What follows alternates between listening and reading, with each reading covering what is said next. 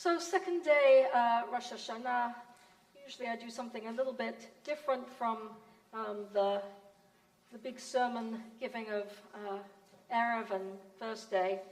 And you should have been handed on your way in this morning, a little text study sheet. Because I thought I would just use this as an opportunity to do a little learning together this morning. And one of the things that I often say at this time of year, mainly to encourage people to come and celebrate Sukkot with us, is that once upon a time, Sukkot was the festival of this time of year. It's in the Torah as Hechag, the festival. It was the primary time that's mentioned multiple times with rituals associated with it throughout the Torah and the Tanakh. And it was something that made sense in the rhythm of the times of the ancient society during the time of the years, the centuries that most of our Tanakh is placed in. And it was the primary festival because it was the end of a big harvest season. And it was a time after that harvest that the land would then be going dormant and resting, and they were praying for rain and hoping that that would replenish and renourish the soils for the planting season that would come in the following spring. And so you can imagine that was a time after all that labor was done of festivities, celebrations, and it was a big party. And eventually, when there was a temple in Jerusalem, some of the energy and the traditions and meaning that went into this party that used to be very localized got taken up to the temple.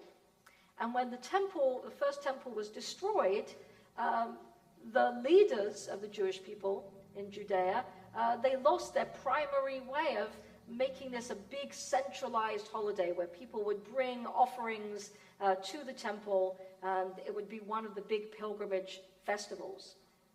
So we know that if we fast forward from then to now, that these days around the world, Rosh Hashanah, Yom Kippur, the beginning of this month, tends to be where congregations show up in the greatest numbers, that's where people's energy is, and we've received a message that this is the most important time.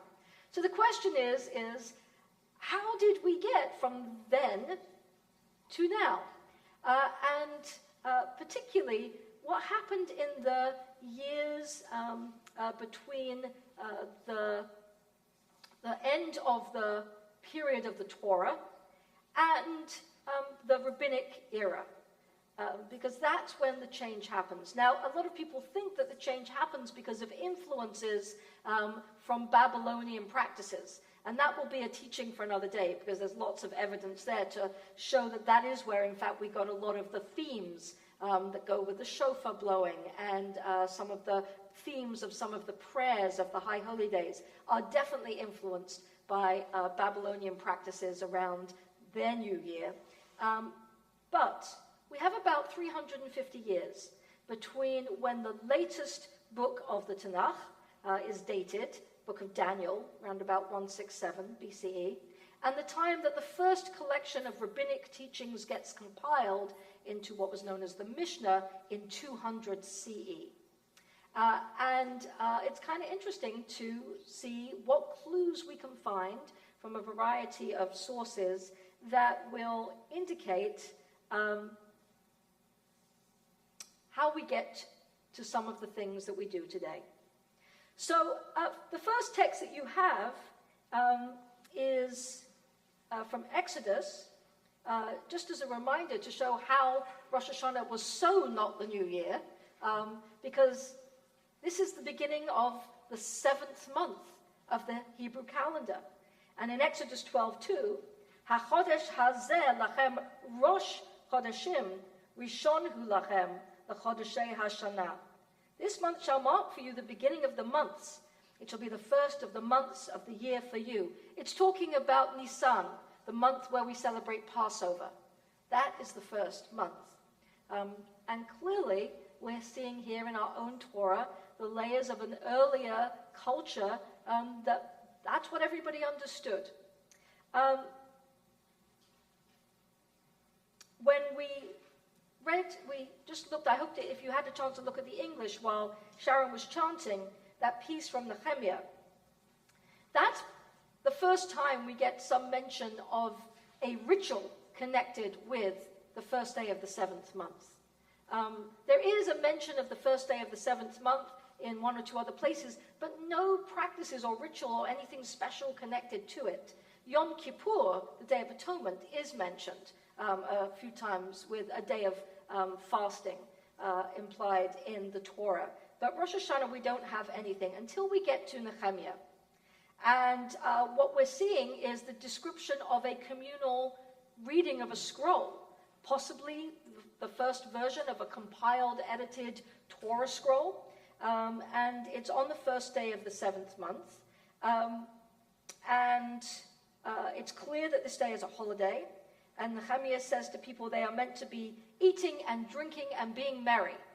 So none of this deep, introspective, think about all your sin stuff. It's a time of celebration. And the way that the text is presented, it looks as though he is sharing with people, this is what I want you to do with this day, as though it's not something they already know about. And so it's possible that having recently come back from Babylonia, that what we have in our text in Nehemiah is the beginnings of the introduction of Rosh Hashanah as a special day for the people back in Judea, possibly for the first time. It may be something that is completely new to them. It's possible he's just reminding them of the holiday, but that's not the feel that we get from reading the text. And none of the things that we today associate with the festival, particularly blowing of shofar, is mentioned in this part of Nehemiah. So let's take a look and see what else we can find. And in order to fill that gap between about 167 BCE and 200 CE, we have to take a look at some books that aren't very well known.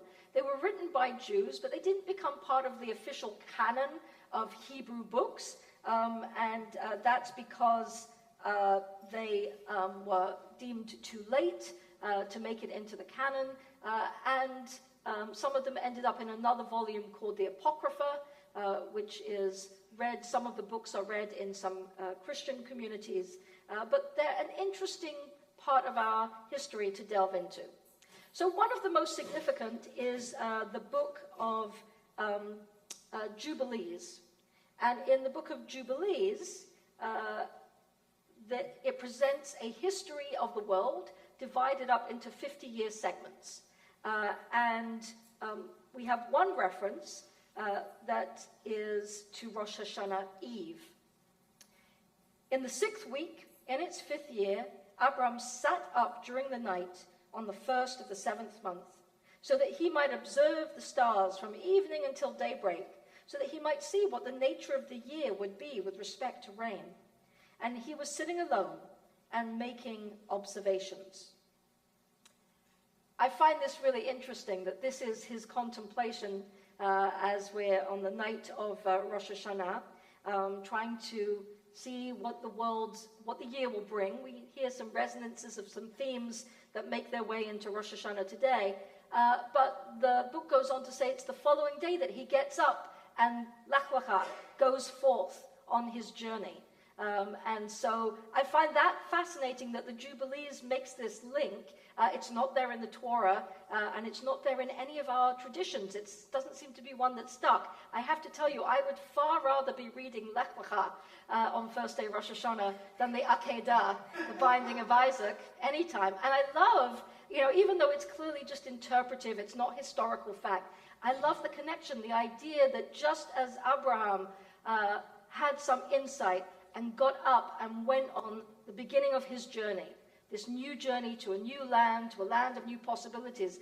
What a wonderful message that would be, as something we would read each year to think about where we are on our journey and whether we are being called, Lech Lecha, go forth, to try something different, to be something different. So I love that that's there, and I'm sorry that it didn't get picked up by the rabbis as one of our primary texts, or even I don't think it's in one of the alternative texts at the back of our Machzor, is it? I didn't double check that. I don't, because they often, when they chose their alternative texts, they often chose them from things that they did find in the tradition. Then we have Philo, and that you have in your handout as well. Philo was a Jewish philosopher.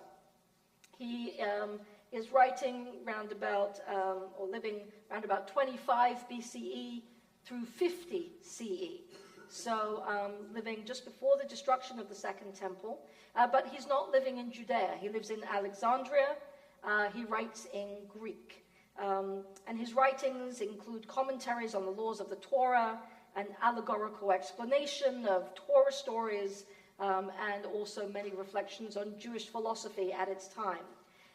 Scholars think that he maybe hardly knew Hebrew, that he would have been reading the Bible in the Greek translation, the Septuagint.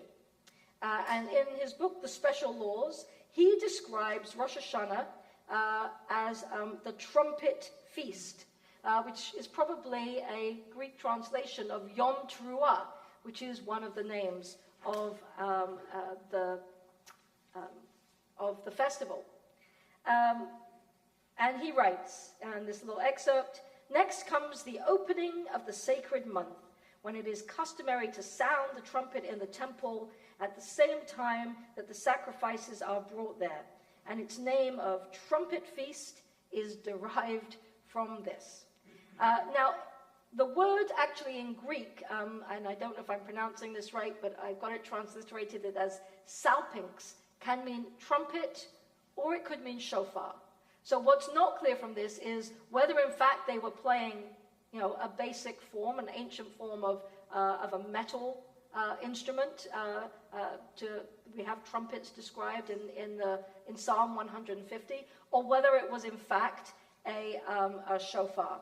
But what's also interesting is that what does he connect this trumpet feast, this blowing of the shofar to? We today have that reference at the end of the binding of Isaac to the ram caught in the thickets.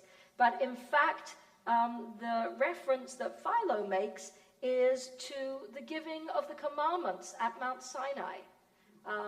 That might have been another possible reading for us at the New Year, to stand at Sinai and hear the Ten Commandments. That's a text that the rabbis later on decide to assign to the festival of Shavuot. But you'll see here the next piece by Philo. "It is a reminder of a mighty and marvelous event which came to pass when the oracles of the law were given from above.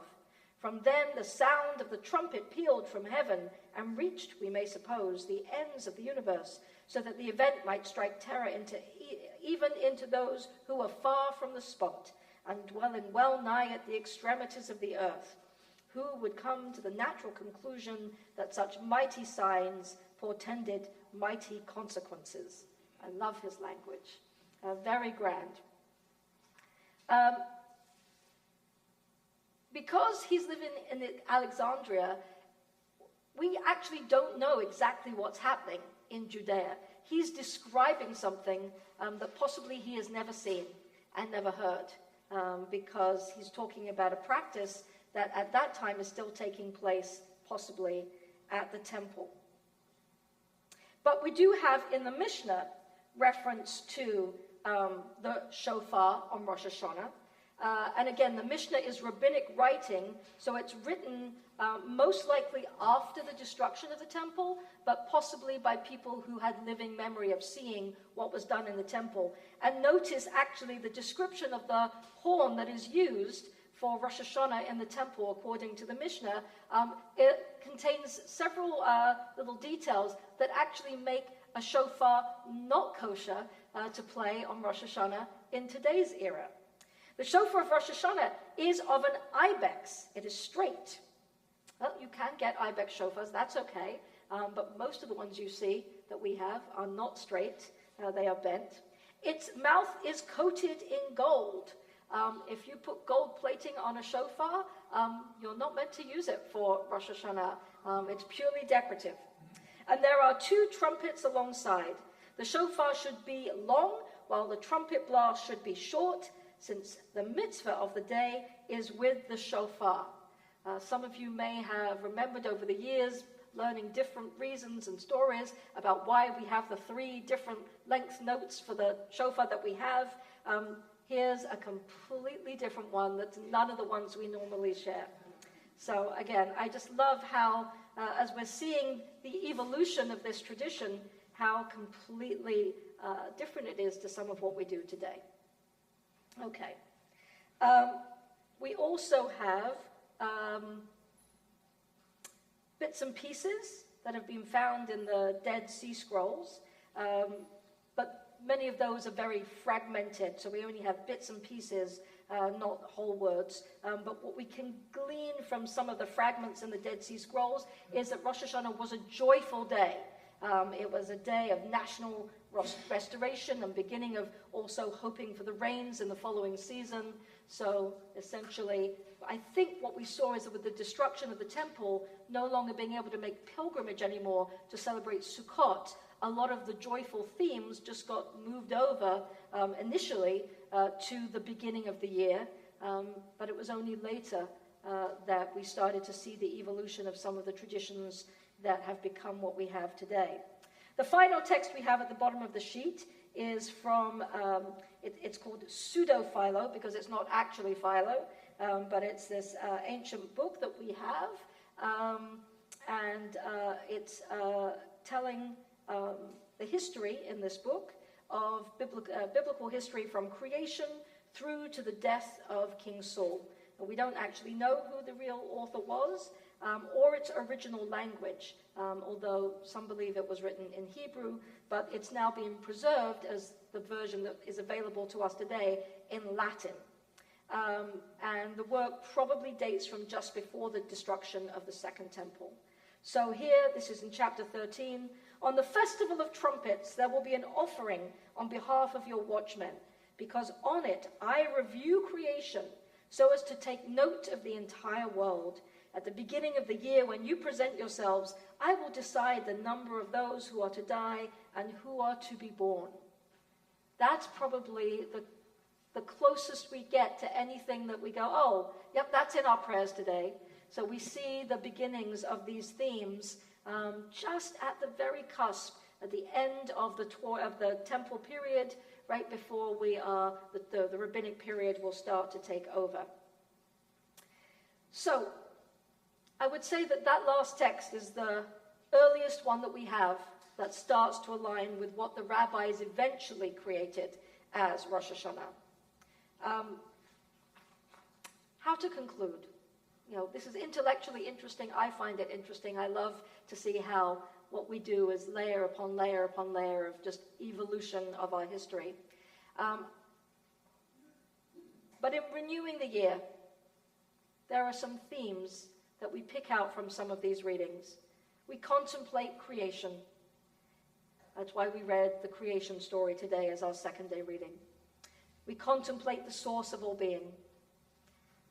As we look back at these ancient sources, reconnecting this time of year to Abraham's Lech Lecha, as I said, could be a reminder for all of us to consider our own life journeys and whether we feel called upon to change direction.